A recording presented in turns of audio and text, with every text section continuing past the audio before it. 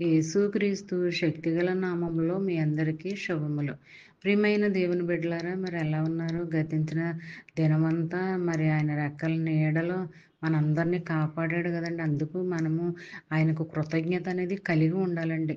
మరి వారంలో, నెలల్లో, మరి దినంలో మరి మరొక దినాన్ని చూడటానికి, మరొక వారాన్ని చూడటానికి దేవుడు కృప చూపించాడు కదండి.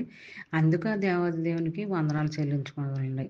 మరి ఈ దినము దేవుడు మనకిస్తున్న వాగ్దానం, రేయి మొదటి జామునే మరి దేవుడు మనకి వాగ్దానం ఇస్తున్నాడు అంటే అది దేవుని యొక్క నీ పట్ల ఉన్న ప్రణాళిక అనమాట అండి. అది మనం నమ్మాలి, విశ్వసించాలి. మరి దినం మొదటి రేయిలోనే నీకు వాగ్దానం చూపిస్తున్నాడు. ఆ దినమంతా నీకు తోడుగా ఉంటాను, నువ్వు చేసే ప్రతి పనిలో లాభకరంగా ఉంటాను. లాభకరంగానే మనకి చేస్తాడనమాట అండి. అది శాపకరంగా అది ఎప్పుడు చేయడండి. మరి అలాంటి స్థితి దేవుడు మనకి ఇచ్చాడంటే అది దేవుని యొక్క ఉచితమైన కృపనే మనం నమ్మాలి. మరి ఈ దినము దేవుడు మనకిస్తున్న వాగ్దానము యెషయా గ్రంథము 22వ అధ్యాయము 23వ వచనం.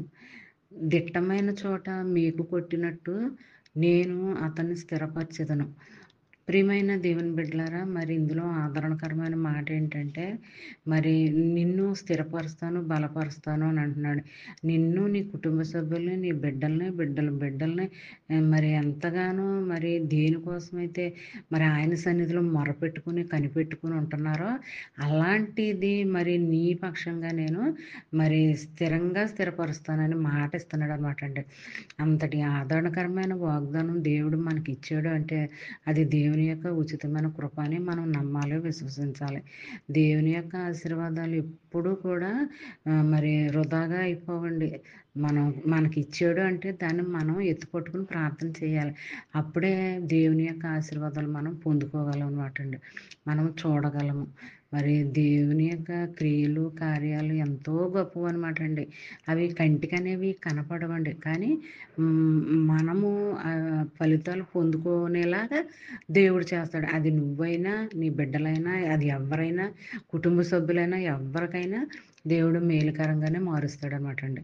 మరి ఈ చిన్న వాగ్దానం నీ ఫ్రెండ్ సర్కిల్లో పంపండి. అలా పంపడం వల్ల వారు దీవించబడతారు, మీరు దీవించబడతారు, ఆశీర్వదించబడతారు. మరి ఈ చిన్న వాగ్దానం ఈ దినమంతా మైండ్లో పెట్టుకుని ధ్యానించుకుంటూ మరి ఫలితాలు అనుభవిస్తూ ఉండాలని కోరుకుంటూ